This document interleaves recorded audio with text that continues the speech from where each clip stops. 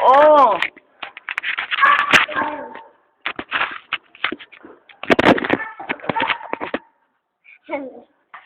Noong unang panahon, may nagyara ka na matanda.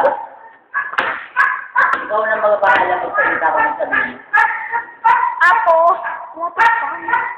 At dadating ang kanyang apo at lolang ano po. Apo, pwede mo ba kukuhaan ng sinelas at inumin na tubig? Bakit po? Kasi nauuhaw na ako eh. Opo. At kaya, galit ko nga ako at ay po ba? Tas dahan-dahan pong pumasok ang apo ni Aling Celia sa bahay at kumuha ng tubig. Tapos po, bigla ko siyang, sabi niya, Lola, wala ako makuha ng tubig. Tapos sabi po na ako Tapos sabi po ng kanyang lola, Apo, naiinom na ako. Bilisan mo na. Sabi niya. Walang tubig. Dapat kumuha ka sa bukal na malayong. Pangin na po. Wala akong mainom.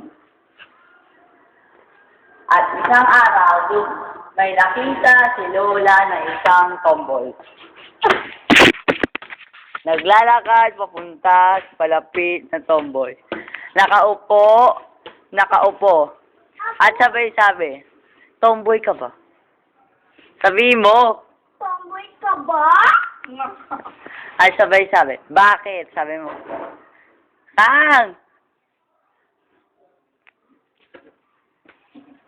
Kasi nakakapipig. At naglakad patungo sa bahay ng kanyang apo. Kanya lola. Ang kanyang lola. At dali-dali, naglakad patungo sa aso. At ito ang kwento ng... Babalik ang lola. At ito ang kwento ang lola at apo at ang